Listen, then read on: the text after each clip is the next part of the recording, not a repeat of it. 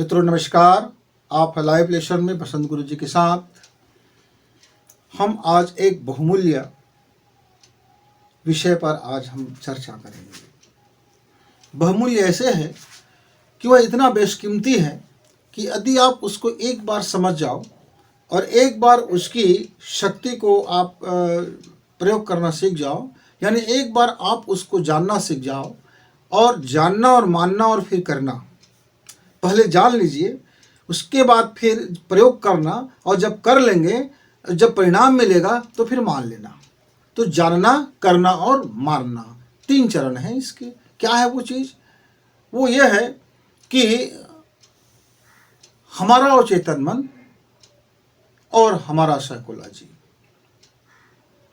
हमारा अवचेतन मन हमारे शरीर में वह सबसे बेशकीमती और पावरफुल मन है जहाँ से हमारी पूरी दुनिया संचालित होती है।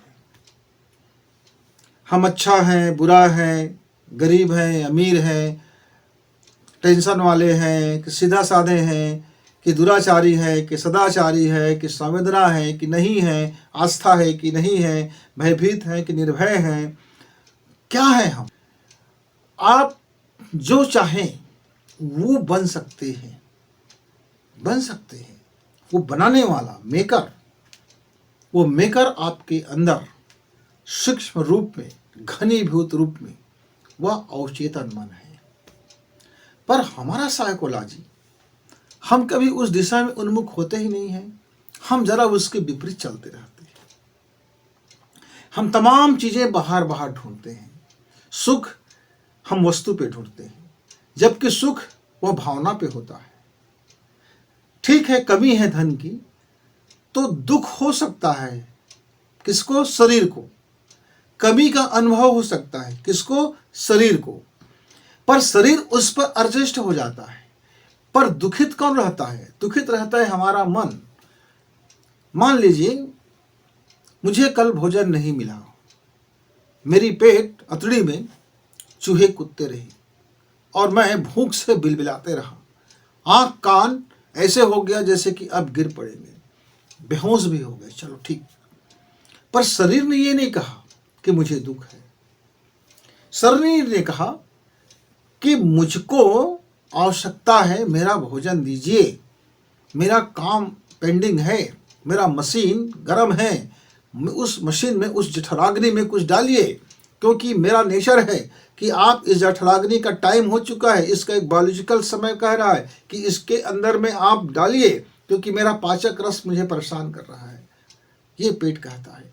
पूरी अंग अवयव उसको ढूंढने में लग जाते हैं। वो हमको संकेत करते हैं कि देखो भाई, आपका पेट खाली हो गया है। तो हाथ कहता है मुझे कमजोरी आ रहा है बिना भोजन का। पैर भी कहता है मुझको बड़ी कमजोरी आ रहा है भोजन का। पूरे आँख कान नाक सारे जगह से मांग उठने लगता है कि भाई पेट में कुछ डाल दो। आप जैसे ही पेट में डाल देते हैं भोजन, तो ताकत नहीं आया आपको नींद आ गया, आप चित्त हो गए, चारों खाने चित्त हो गए। आपने कुछ खाया और पूरे चारों खाने चित्त हो गए। ताकत तो आया नहीं। क्यों ताकत नहीं आया? क्योंकि ताकत खाते ही नहीं आता।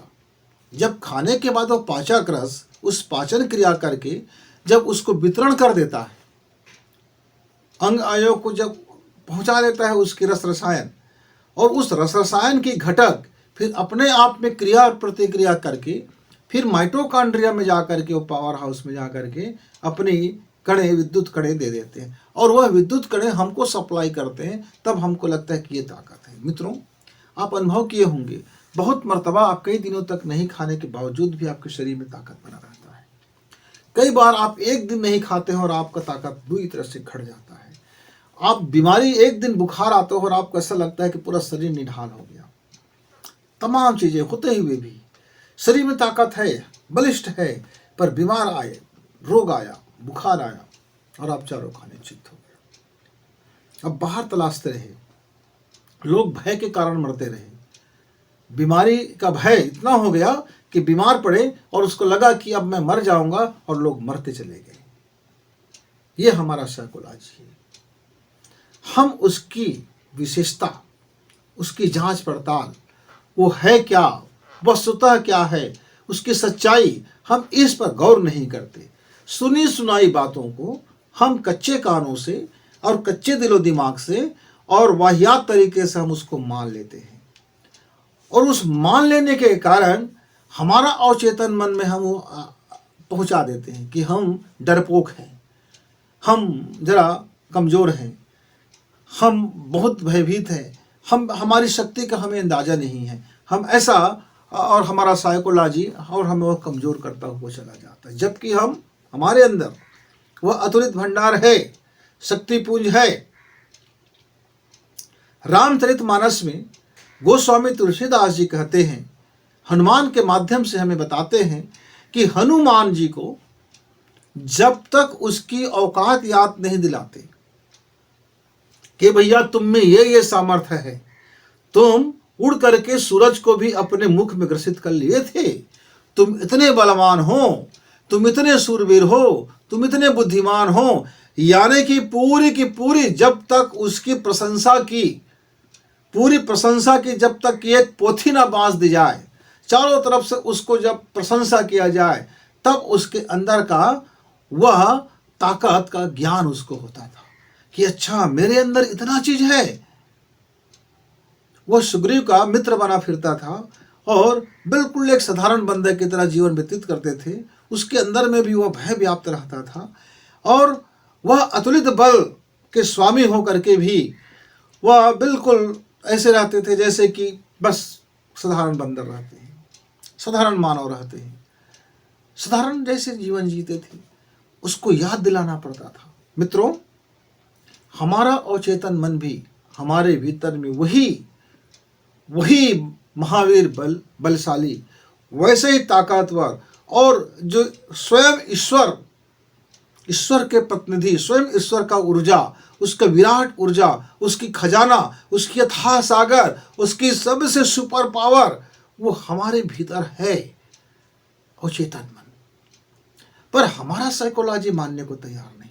हम छोटी छोटी बातों में घबराते रहते हैं, हम बात बात पर रोते रहते हैं, हम बात बात पर फिफियाते रहते हैं, हम बात बात पर टेंशन लेते रहते हैं, हम बात बात में शंका करते रहते हैं, हम बात बात में हास्य का शिकार होते रहते हैं, हम अपने आप को दीनहीन बनाए बैठे रहते हैं। ये हमारी साइकोलॉजी है।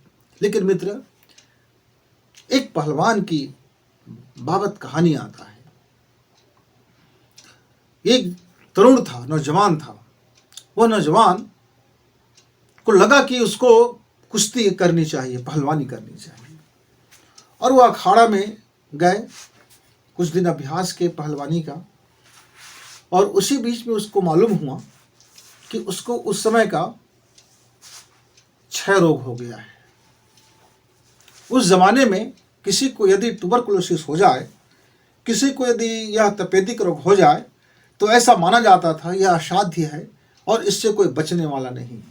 6 माह में उसको मृत्यु को प्राप्त हो ही जाना है। शरीर कमज़ोर होता गया, शरीर से खून निकलता गया, खांसते रहे, खून निकलते रहे, वह कमज़ोर और कृशकाय हो गए, इतनी कमज़ोर हो गया।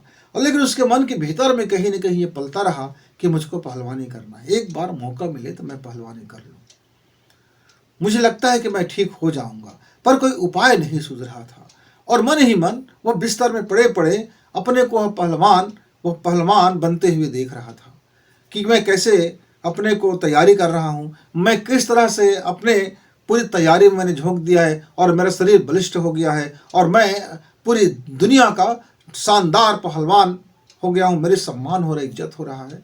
ऐसा वह लगातार अपने आप में अनुभव करने लगा।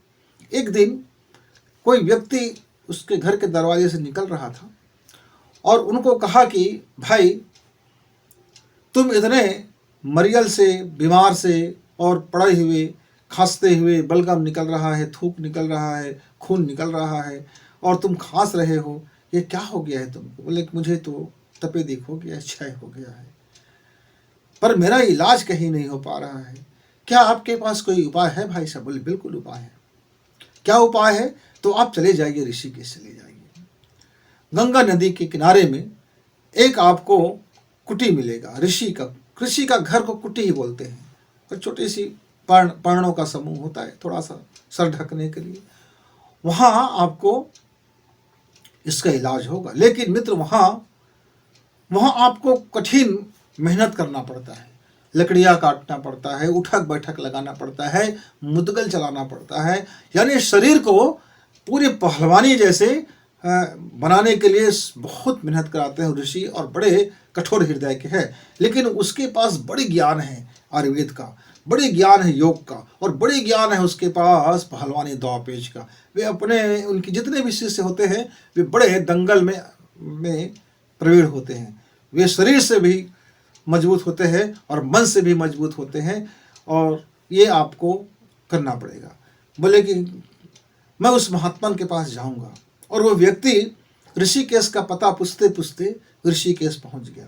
पहुंचने के बाद वह वहाँ उस महर्षि से विनय करता है, कहता है कि मेरी ये आकांक्षा है मुनिवर, मैं बीमार हूँ, पर मैं ऐसे ही मरना नहीं चाहता हूँ। मैं जीवन में एक काम करके मरना चाहता हूँ कि मैं अपनी कसरत, अपने कुश्ती से पूरी दुनिया में एक बार टॉप 1 आना चाहता हूँ। एक बार मेरी दिली इच्छा है कि मैं एक बार ऐसा कसरत कर लूँ, एक बार ऐसा पहलवान बन जाऊँ कि दुनिया में मैं सारे पहलवानों को एक पटखनी दे दूँ। यह मेरी दिली इच्छा है, मेरी ख्वाहिश है। पर मुझे बीमार हो, शरीर ने बीमार को घेर लिया है। लोग कहते हैं कि यह असाध्य रोग है, पर मुझको लगता है कि यदि ये बीमार हुआ है शरीर में, तो कहीं न कहीं इस बीमार को अंत करने का भी कोई न कोई उपाय होगा, और वो आपके पास होगा, मुझे पक्का विश्वास है। मुनि ने कहा, देखो पहले तो आप एक काम कीजिए, आप 1 सप्ताह तक सिर्फ गंगा जल पीते रहे, सुबह शाम दोपहर जितना पिए और बाहर निकाल दें, पिए पचाए और बाहर निकाल लें। 1 हफ्ता तक आपको भोजन मिलने वाला नहीं है, और आपको झाड़ू बुहारी करना पड़ेगा, आपको ये करना पड़ेगा, आपको लकड़ियाँ काटना पड़ेगा, ये आपको घन चलाना पड़ेगा लोहे को धार देने के लिए। यहाँ हम हथौड़ा बना देंगे, यहाँ हम तलवार बनाते हैं, ये आपको घन चलाना पड़ेगा, और आप मूर्छित होकर गिर जाओ तो भी आपको फिर उठ करके चलाना पड़ेगा। बोले ठीक है ऋषिवर, मैं कोशिश करूँगा, मैं पूरा कोशिश करूँगा। मित्र वह गंगा जल पान करते रहे, और धीरे धीरे उनके बताए कार्यों को भी करते रहे। वह थक जाते थे, निढाल हो जाते थे, शरीर में पोर पोर में दर्द से वह भर जाता था, लेकिन उसकी श्रद्धा, उसकी विश्वास, उसकी आंतरिक जो साइकोलॉजी था, वह साइकोलॉजी तो सिर्फ पहलवानी बनने पर था। वह सोच रहा था, देख रहा था कि कैसे वो अखाड़े में दांव पेच करते हैं, और मैं इसको पटक नहीं दे रहा हूँ, मैं इसको दे दूंगा, मैं ऐसे कर दूंगा, वैसे कर, उसका पूरा ध्यान तो वहाँ रहता था। और धीरे धीरे कुछ समय के बाद उनका बीमारी जाता रहा। उन्हें भी अनुभव नहीं हो पाया कोई बीमारी कब चला गया, और वह अखाड़े में कुश्ती में प्रवीण होते गए। जब विश्व भर के जब कुश्तीबाज अपने अपने दांव खेलने, दंगल करने आए, वह व्यक्ति एक दिन पूरे विश्व विजेता बना। शरीर उसका इतना सौ से बढ़ गया कि कल्पना नहीं कर सकते थे आप कि वही व्यक्ति है जो आज मरे कि कल मरे की प्रतीक्षा करता, यदि तो मर ही जाता। मरना तो तय था उसका, क्योंकि उसके साइकोलॉजी में मृत्यु का भय जरा भी आते, क्योंकि शरीर तो बीमार से ग्रसित हो ही चुका था, पर मृत्यु का भय उसके जीवन में नहीं आया। ये उनका साइकोलॉजी था, और वह साइकोलॉजी उसके अचेतन मन में जा करके उसको चमत्कार कर दिया। उसके जीवन में करना पड़ता है।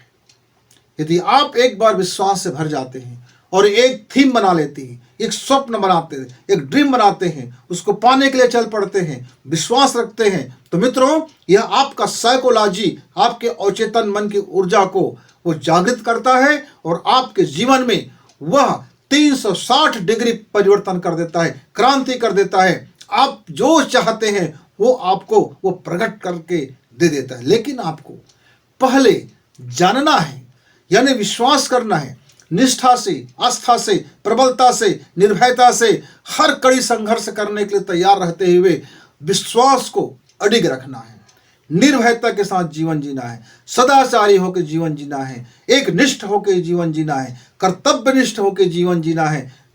उसको पाना है, खुली आंख से आपको देखना है। एक ऐसा ड्रीम जो आपको सोने ना दे, एक ऐसा ड्रीम जो आपके सारे तकलीफों के बावजूद भी आपको सुख देता रहे।